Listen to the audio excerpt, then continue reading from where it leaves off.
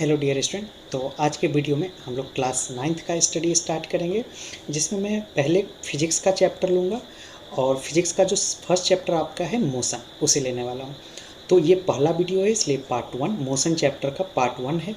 इस वीडियो में हम लोग जो टॉपिक कवर करेंगे, रेस्ट एंड मोशन का डेफिनेशन समझेंगे, उसके बाद समझेंगे स्केलर एंड वेक्टर क्वांटिटी क्या होता है, डिस्टेंस और डिस्प्लेसमेंट क्या होता है, डिटेल से इसको समझेंगे। उसके बाद इन तीनों पे बेस्ड एनसीईआरटी टेक्स्ट बुक में ही आपका इन टेक्स्ट क्वेश्चन है, उसका सॉल्यूशन करेंगे। तो स्टार्ट करते हैं स्टडी हम लोग। तो ये फर्स्ट वीडियो है, इसके बाद बाकी की भी वीडियो अगर आपको देखना हो तो आप चैनल को सब्सक्राइब करके रखिए, और इसमें आपको आगे के भी वीडियोज मिलेंगे, लिंक्स डिस्क्रिप्शन में प्लेलिस्ट ऐड कर दिया। तो चलिए सबसे पहले बात करते हैं मोशन। तो रेस्ट एंड मोशन की बात करना है हमें। तो रेस्ट एंड मोशन, रेस्ट क्या होता है और मोशन क्या होता है, पहले इसे समझते हैं। तो ये तो यहाँ डेफिनेशन लिखा हुआ है, तो डेफिनेशन मैं बाद में इसको एक्सप्लेन करता हूँ, पहले आपको इसमें कॉन्सेप्ट को एक्सप्लेन करता हूँ, देन डेफिनेशन हम लोग रीड करके समझेंगे।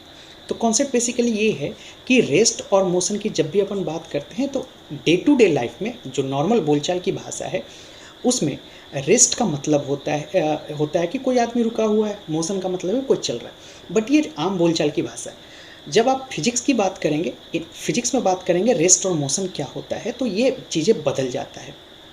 कैसे, इसको समझिए।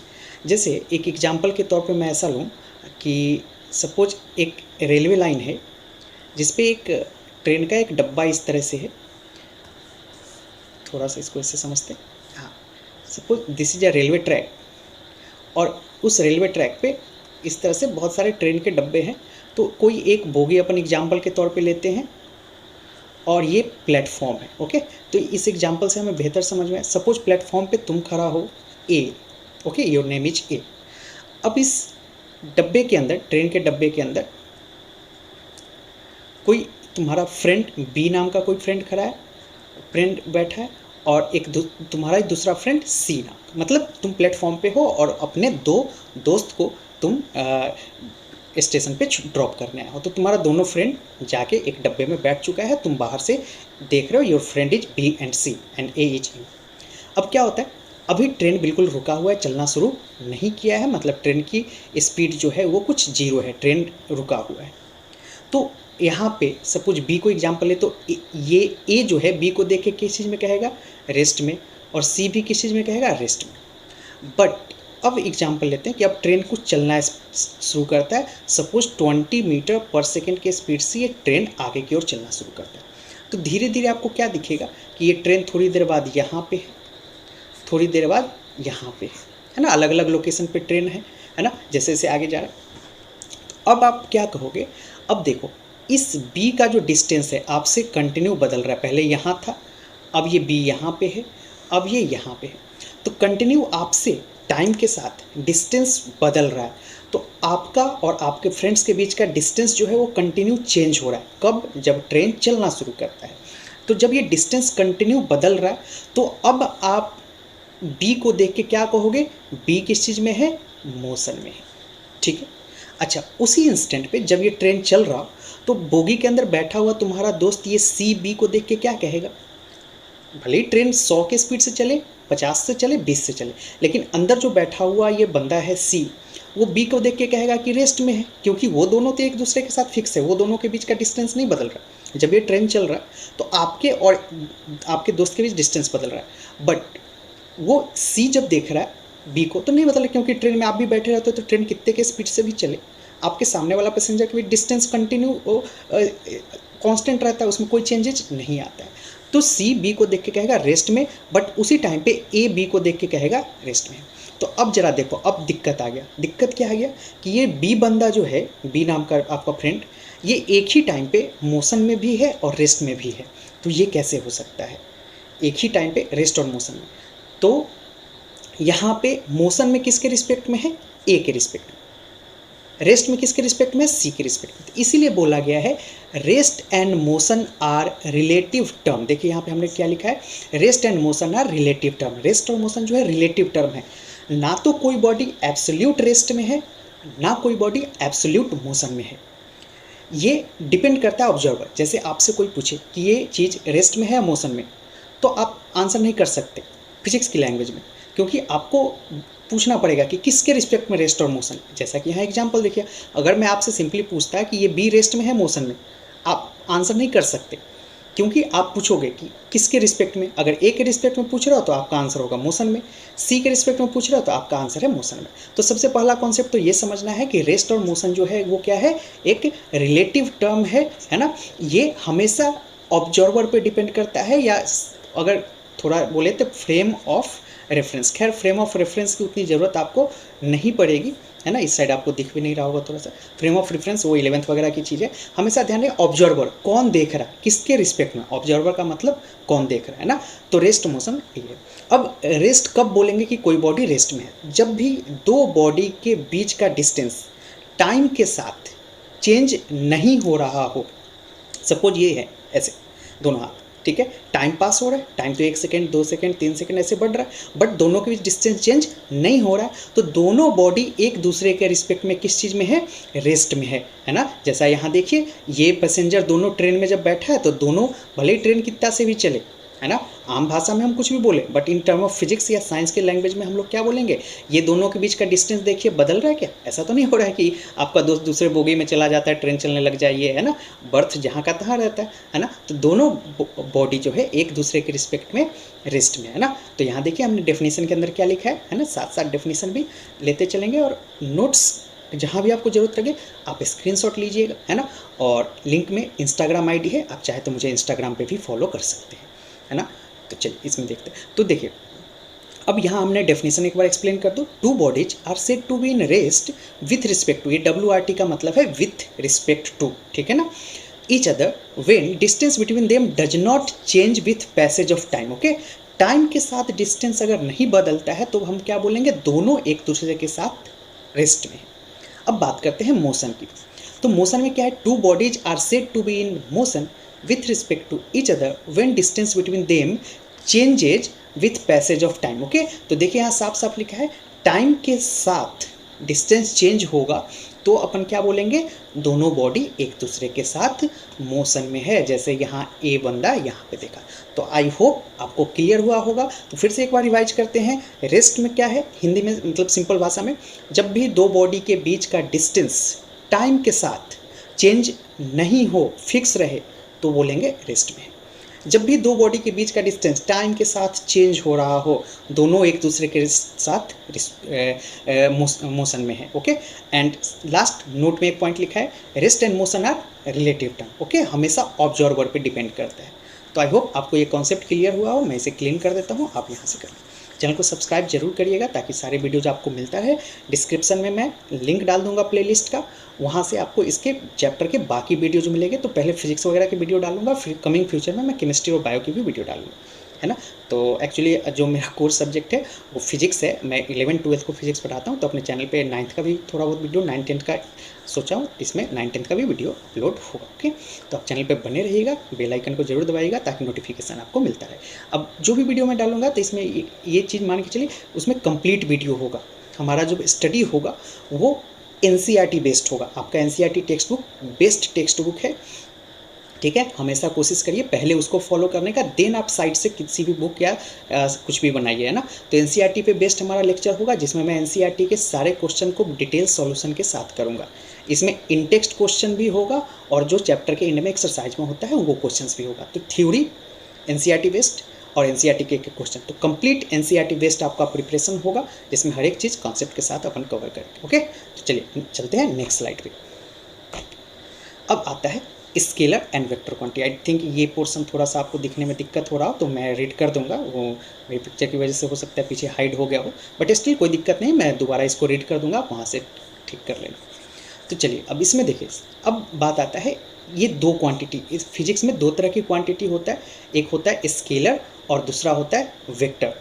तो ये स्केलर और वेक्टर क्वांटिटी क्या होता है इसे समझते हैं। तो सबसे पहले देखिए कि एक ऐसा क्वांटिटी जिसके पास मैग्नीट्यूड हो, जैसे फॉर एग्जांपल मैं बात करूं कि चलो दो एग्जांपल लेता हूं। सपोज 40 किलोमीटर पर आवर की स्पीड से मैं बाइक चला रहा हूं, एक लैंग्वेज में ये बोल रहा हूं, है ना, एग्जांपल के तौर पर, और एक लैंग्वेज में बोल रहा हूं 40 किलोमीटर पर आवर की स्पीड से सपोज अपन पार्क में जा रहे हैं घूमने, सपोज कोई पार्क जा रहे हैं, है ना, घर के आसपास की पार्क। ये दो स्टेटमेंट है। अब दोनों स्टेटमेंट में डिफरेंस पहले समझिए, देन अपन बात कर लेंगे वो स्केलर वेक्टर क्या है। जब ऊपर मैं आपको ऐसा बोलता हूँ कि मैं 40 किलोमीटर पर आवर की स्पीड से बाइक चला रहा हूँ, है ना, तो आपको क्या समझ आता है, आपके मन में क्या ख्याल आता है? बस ये समझ आता है कि एक बाइक है या गाड़ी है जो इतने तेज़ चल रहा हो। अगर मैं बोलूँ 100 किलोमीटर पर आवर की स्पीड से, तो आपको इससे बस ये एहसास हुआ कि कोई गाड़ी है जो बहुत तेज़ चल रहा है ना, सॉरी, है ना, कोई गाड़ी है, बाइक है, कार है जो बहुत तेज़ चल रहा है, ठीक है ना। तो मतलब यहाँ पे सिर्फ आपको क्या पता चल रहा है, मैग्नीट्यूड। ओके, मैग्नीट्यूड का मतलब क्या होता है, mathematical value. Okay, number, mathematical value, ठीक है। जैसे बोलूँ 5000 रुपीज़, मैग्नीट्यूड कितना हो गया, 5000, मतलब यूनिट को आप हटा दो, सिर्फ मैथमेटिकल जो नंबर है उसकी बात करोगे तो उसको मैग्नीट्यूड बोलते हैं। तो 40 किलोमीटर। अब सेकेंड स्टेटमेंट है, मैं आपका मतलब आप 40 किलोमीटर पर आवर की स्पीड से बाइक चला रहे हैं और पार्क में जा रहे हैं, है ना। अब यहाँ फर्क क्या है, 40 किलोमीटर पर आवर तो ठीक है कि स्पीड का आइडिया दे रहा है, नंबर का आइडिया दे रहा है, मैग्नीट्यूड का आइडिया दे रहा है, बट जैसे इसके साथ मैंने पार्क जोड़ दिया तो आपके मन में एक डायरेक्शन आएगा कि हाँ पार्क फलाने चौक पे है, पार्क इस पार्टिकुलर डायरेक्शन में है। तो मतलब मैथमेटिकल नंबर 40 के साथ साथ आपको एक डायरेक्शन का आइडिया लग रहा है कि हाँ पार्क उधर है तो उधर की ओर गाड़ी चला रहा होगा, दिल्ली जा रहा है तो दिल्ली इस तरफ से जा रहा हो, पटना जा रहा है मतलब कोई स्कूल जा रहे हैं, सिनेमा हॉल जा रहे हैं, तो मन में ख्याल आता है कि हाँ एक पार्टिकुलर डायरेक्शन की बात किया जा रहा है। तो दोनों स्टेटमेंट में फ़र्क क्या है, पहले स्टेटमेंट से सिर्फ आपको एक मैथमेटिकल नंबर की पता चल रहा है, सेकेंड स्टेटमेंट में मैथमेटिकल नंबर के साथ साथ आपको एक डायरेक्शन का भी फील आ रहा है। तो यही चीज़ होता है स्केलर और वेक्टर। जब आप सिर्फ किसी चीज़ से सिर्फ आपको मैग्नीट्यूड का फील आ जाए, सिर्फ नंबर का फील आ जाए, जो डायरेक्शन से जिसका कोई लेना देना नहीं हो, तो उसे क्या बोलेंगे, स्केलर क्वांटिटी। जब मैग्नीट्यूड के साथ साथ आपके पास डायरेक्शन भी आ जाए, मैग्नीट्यूड के साथ साथ डायरेक्शन भी आ जाए, तो क्या बोलेंगे, इससे क्वांटिटी को वेक्टर क्वांटिटी बोलेंगे, है ना। चलिए समझे, आई होप आपको और सिर्फ मैग्नीट्यूड हो मतलब मैथमेटिकल वैल्यू, तो ये कैसा क्वांटिटी होगा, स्केलर क्वांटिटी। तो आपको ये समझ आया। अब कुछ एग्जाम्पल से यहाँ समझते हैं, पहले इसको देख लेते हैं। अब यहाँ देखिए क्या है, physical quantity which does not depend on direction and have only magnitude are called scalar quantity, है ना। तो स्केलर क्वांटिटी क्या हो गया, जो डायरेक्शन पे डिपेंड नहीं करता है, सिर्फ मैग्नीट्यूड हो। Example distance, time, speed, work, mass, ETC, ठीक है।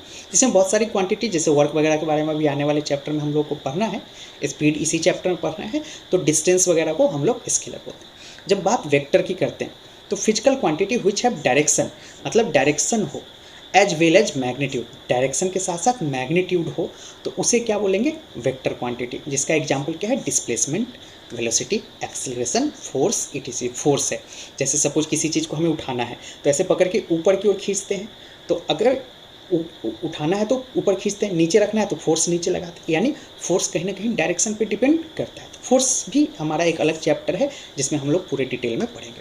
तो आई होप आपको स्केलर और ये वेक्टर क्वांटिटी समझ आया हो, वेक्टर क्वांटिटी, है ना। अब यहाँ अगर आपको इस पार्टिकुलर एरिया में कुछ चीज़ें दिखने में दिक्कत हो रहा हो, मैं एक बार रीड करता हूँ, हो सकता है मेरे पीछे हाइड हो गया हो। यहाँ पे है which have direction as well as magnitude, example में डिस्प्लेसमेंट है, उसके बाद यहाँ वेलोसिटी है। ओके, तो यहाँ पे डायरेक्शन एज, उसके बाद यहाँ वेलोसिटी, तो आप लिख लेंगे अगर कहीं कॉपी लेके, है ना। तो प्रॉपर नोट्स मेंटेन करिएगा। तो ये तो रहा scalar and vector quantity. Okay, ये भी हो गया हमारा। अब आते हैं डिस्टेंस एंड डिस्प्लेसमेंट। तो डिस्टेंस और डिस्प्लेसमेंट क्या होता है, तो डिस्टेंस एंड डिस्प्लेसमेंट को पहले हम लोग थ्योरेटिकली समझ लेते हैं, तब इस पेज पे आके वापस नोट के एक एक पॉइंट को हम लोग डिस्कस करेंगे। अगर यहाँ पे पीछे एक चीज़ और बताना था मुझे, अगर आपके एग्जाम में ये आता है सब डिफाइन करने, तो याद रखिएगा आप जो भी आंसर करिएगा एग्जाम्पल जरूर मेंशन करिएगा अपने आंसर में, क्योंकि एग्जाम्पल जब देंगे तभी आपको पूरा का पूरा नंबर मिलेगा। तो एग्जाम्पल जरूर दीजिएगा, कुछ एग्जाम्पल, ठीक है ना। चलो मैं इसे क्लीन करता हूँ। जहाँ भी आपको नीड लगे स्क्रीनशॉट रखिए या पेन पेंसिल रखिए, पेन और पेज रखिए, और आपको जो लाइन ज़रूरत लगे उसे लिखिए, है ना। तो इस तरह से आप स्टडी करिए। चलिए अब आते हैं डिस्टेंस एंड डिस्प्लेसमेंट। तो पहले मैं इसको एक्सप्लेन कर दूँ, देन इस पेज के एक एक पॉइंट को हम लोग डील करते हैं ना। तो अब देखिए डिस्टेंस एंड डिस्प्लेसमेंट क्या होता है। तो डिस्टेंस के लिए मान लीजिए ये आपका यहाँ पे आपका कुछ घर है ना, और कहीं दूर यहाँ पे आपका स्कूल है ना। तो एग्जाम्पल के तौर पे मान लेते हैं कि आपका स्कूल है इस तरह से, है ना। बहुत सारे कच्चे, ड्राइंग मेरा बहुत ही गंदा है, बस समझाने के लिए आपको बता, थोड़ा सा स्कूल बड़ा होगा घर से, है ना। चलो ये स्कूल है ना, समझने के लिए बस बनाया हमने। तो अब मान लो आप घर से स्कूल जाने के लिए 1 किलोमीटर इधर जाते हो, फिर 2 किलोमीटर इधर जाते हैं, फिर 1 किलोमीटर, मतलब घर से स्कूल का रास्ता कुछ ऐसा है कि इस तरह से जाना पड़ता है, फिर 1 किलोमीटर इधर आते हैं। तो आप घर से स्कूल जाने के लिए टोटल कितना चले हैं, तो टोटल 1 किलोमीटर, 2 किलोमीटर और 1 किलोमीटर, टोटल 4 किलोमीटर आपने चला, है ना। अब अगर आपको एक ऑफ़र दिया जाए कि आपको अपने घर से स्कूल तक का सबसे छोटा रास्ता सेलेक्ट कर लो जो जिससे तुम्हें घर स्कूल जाने में सबसे आसान हो, तो ऑब्वियस ही बात है कि आपको अगर अपने घर से स्कूल जाने के लिए सबसे छोटा रास्ता सेलेक्ट करना हो तो आप यही करोगे। क्यों करोगे? क्योंकि आपको दिख रहा है कि बाकी कोई भी रास्ता अगर आप सिलेक्ट करते हो इधर से या इधर से कहीं से भी दाएं बाएं से, तो वो सारे बहुत लेंदी हो जाएंगे, है ना। सबसे शॉर्टेस्ट रास्ता सेलेक्ट करना हो तो आपके घर से स्कूल के बीच का स्ट्रेट लाइन, आपके घर से स्कूल के बीच, मतलब इनिशियल पोजीशन, अगर टेक्निकल भाषा में कहें तो इनिशियल पोजीशन, और ये फाइनल पोजीशन, मतलब फाइनली आपको जहाँ जाना है, फाइनल पोजीशन। इनिशियल पोजीशन और फाइनल पोजीशन के बीच एक स्ट्रेट लाइन खींचेंगे तो शॉर्टेस्ट पाथ होगा। तो अब आते हैं डिस्टेंस। डिस्टेंस क्या हो गया?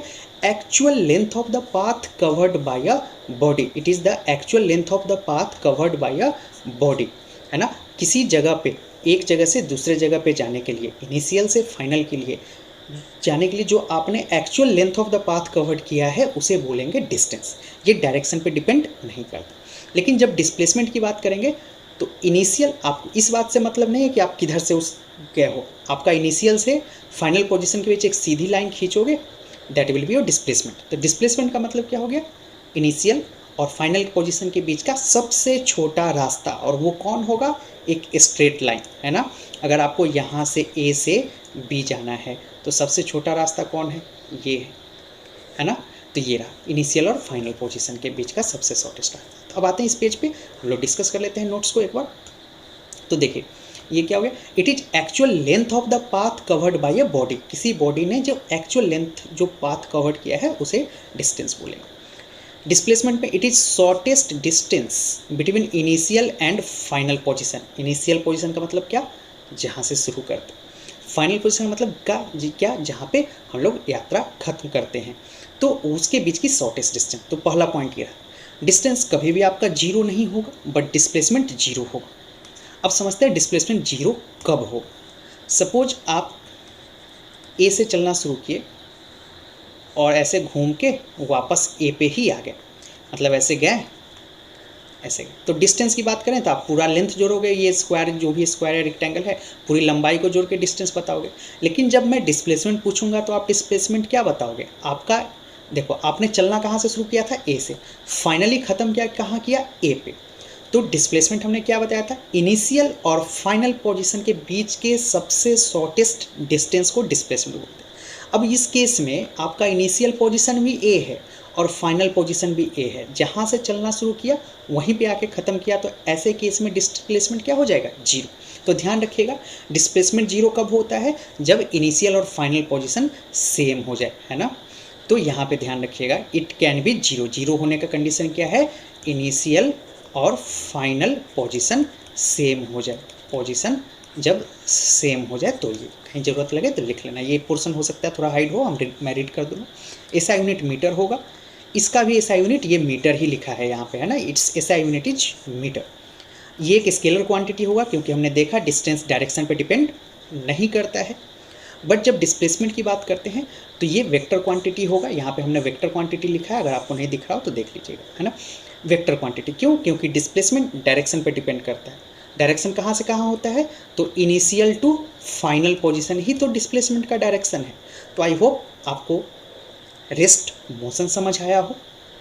रेस्ट मोशन हमने डिस्कस करा, स्केलर और वेक्टर डिस्कस किया, डिस्टेंस और डिस्प्लेसमेंट डिस्कस किया, है ना। अब मैं इसको थोड़ा सा क्लीन कर देता हूँ। आपको अगर स्क्रीनशॉट वगैरह रखना हो तो आप अच्छे से इसका स्क्रीनशॉट पूरे का रख लो। अब मूव करते हैं अगले। अब आपके एनसीईआरटी में देखेंगे तो कुछ जब बस पहले पेज के बाद मोशन चैप्टर जो चैप्टर 8 है उसके पहले पेज के बाद आपको एक दूसरे पेज में कुछ क्वेश्चन मिलेंगे, इन टेक्स्ट क्वेश्चन है, आपको बुक में मिल जाएगा। तो इसका सॉल्यूशन स्टार्ट करते हैं हम लोग करना, ठीक है। और इसके बाद का पहले कोई भी क्वेश्चन को आप खुद से ट्राई करिए, इस क्वेश्चन को आप चाहे तो खुद से ट्राई करिए, जो क्वेश्चन ना बने उसको आप हमारा सोल्यूशन देखिए। तो क्वेश्चन बनाने का बेस्ट तरीका ये है, डायरेक्ट सोल्यूशन नहीं देखे, हो सके वीडियो पॉज करिए, एक बार अटेम्प्ट करिए, देन आप मैच करिए। तो पहला क्वेश्चन है, an object has moved through a distance, can it have zero displacement? If yes support your answer with an example. तो देखिए अभी अभी हमने किया कि एक ऑब्जेक्ट को एक डिस्टेंस मूव किया, can it have zero displacement? तो जीरो डिस्प्लेसमेंट हो सकता है ना, जब initial and final position same हो, फाइनल पोजीशन सेम हो। तो अभी अभी हमने ये डिस्कस किया है। एग्जाम्पल में आप बोल सकते हो कि ए पॉइंट से चलना शुरू किया और घूम के वापस अगर ए पॉइंट पे आ गया तो इस केस में हमारा ये जीरो हो जाएगा, है ना। अब सेकेंड क्वेश्चन के मूव करते हैं। अब फार्मर, आप स्क्रीनशॉट ले लीजिएगा जहाँ भी जरूरत लगे, इस क्वेश्चन के लिए हमें फिगर बनाना पड़ेगा क्वेश्चन नंबर 2 के लिए। A farmer moves along a boundary of a square field of 10 metre in 40 second. Okay, तो एक स्क्वायर फील्ड अपन बना लेते हैं, है ना, मान लेते हैं कि एक स्क्वायर फील्ड है, ठीक है ना। चलो, तो स्क्वायर फील्ड है जिसका साइड 10 मीटर है और ये 40 सेकेंड में square field of side 40 second, what will be the magnitude of displacement of the farmer at the end of 2 minute 20 second from each initial position. अब देखिए यहाँ थोड़ा ऐसे 40 सेकेंड में, ओके, 40 सेकेंड में वो एक पूरा स्क्वायर फील्ड को कवर करता है। मतलब देखिए यहाँ पे एक फार्मर है, जब यहाँ से चलना शुरू करता है तो अपने पूरे 10 मीटर का स्क्वायर फील्ड है, यानी ये भी 10 मीटर, ये भी 10 मीटर और ये भी 10 मीटर, मतलब 40 सेकेंड में वो पूरा एक चक्कर कंप्लीट करता है। एक चक्कर का मतलब कितना हो गया? 40 मीटर, ठीक है ना। तो इस क्वेश्चन ने पूछा है आपसे कि 2 मिनट 40 सेकेंड में 40 मीटर चलता है, यानी एक राउंड लगाता है, अपने फील्ड का एक राउंड लगाता है। तो क्वेश्चन ने पूछा है कि 2 मिनट 20 सेकेंड बाद, 2 मिनट 20 सेकेंड बाद वो कहाँ हो, ठीक है ना। तो पहले तो देखिए, जब 40 सेकेंड में वो एक राउंड कंप्लीट करता है ना, तो 1 सेकेंड में कितना राउंड कंप्लीट करेगा? तो 1/40। अब चलो 2 मिनट 20 सेकेंड है, तो 2 मिनट 20 सेकेंड में टोटल नंबर ऑफ सेकेंड करिए, तो 2 मिनट में कितना सेकेंड हो गया? 120 सेकेंड, 120 सेकेंड और इसमें 20 सेकेंड, कितना हो जाएगा? 140 सेकेंड, ठीक है ना। तो अब 140 सेकेंड में वो कितना चक्कर लगाया? तो 140 सेकेंड में 1/40 इंटू 140। अब इसको देखो, कटेगा कुछ, 0 से 0 कट जाएगा, 2 से 2 टाइम्स और ये 7 टाइम, तो 3.5, है ना।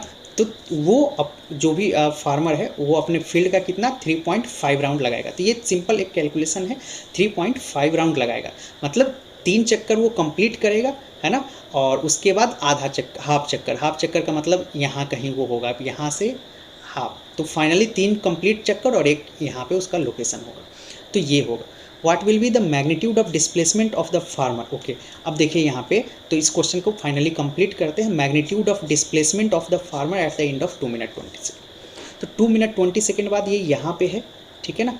तो अब इस केस में इसका डिस्प्लेसमेंट क्या होगा? तो इनिशियली तो यहीं से स्टार्ट करा था, तो इसका डिस्प्लेसमेंट ये हो जाएगा, जो कि कितना हो जाएगा? अभी देखो, ये एक ट्रायंगल है, राइट एंगल ट्रायंगल, जिसमें ये 10 मीटर, ये 10 मीटर, मतलब दोनों 10-10 मीटर का है। तो ये डिस्प्लेसमेंट है, पाइथागोरस थ्योरम से ये आपके पास 10√2 मीटर आ जाएगा। तो आपके पास आंसर कितना हो जाएगा? 10√2 मीटर। तो थोड़ा सा इस तरह से इसको सॉल्व करेंगे, बहुत ही अच्छा क्वेश्चन है ना। आप इसको एक बार खुद से भी एनालाइज करके बनाइएगा। तब स्क्रीनशॉट ले लीजिए, है ना, वीडियो पॉज करके, और उसके बाद फिर क्वेश्चन नंबर 3 पे आते हैं। क्वेश्चन नंबर 3 है, which of the following is true for displacement? It can be 0। तो सही है, डिस्प्लेसमेंट 0 हो सकता है जब इनिशियल फाइनल पोजीशन सेम हो। Its magnitude is greater than the distance travelled by the object. तो ये गलत है। अब इसको मैं एक्सप्लेन करता हूँ, ये भी बहुत बढ़िया है, ये भी है ना, ये सारे VVI क्वेश्चन में आप मार्क कर सकते हैं। तो इसको पहले मैं मिटाता हूँ। देखिए यहाँ पे क्या कहा है क्वेश्चन ने कि डिस्प्लेसमेंट का जो मैग्नीट्यूड है वो डिस्टेंस से its magnitude greater than the distance, नहीं, जो डिस्प्लेसमेंट होगा ना वो हमेशा डिस्टेंस से छोटा होगा या बराबर होगा। कैसे? जैसे सपोज एक स्ट्रेट लाइन पे, तो एक आदमी अगर बिना डायरेक्शन चेंज करे चल रहा है, यहाँ से चल के यहाँ तक आता है, ठीक है ना, तो जब ये स्ट्रेट पाथ पे चल रहा है तो सपोज 5 किलोमीटर ये चला ए से बी पोजीशन तक आने, तो अगर ये स्ट्रेट लाइन पे ऐसे सीधा चलता आ रहा है बिना अपना डायरेक्शन चेंज किए, तो मैं आपसे पूछूं डिस्टेंस कितना कवर किया, आंसर होगा 5 किलोमीटर। डिस्प्लेसमेंट कितना कवर किया, तो आंसर होगा 5 किलोमीटर, ठीक है।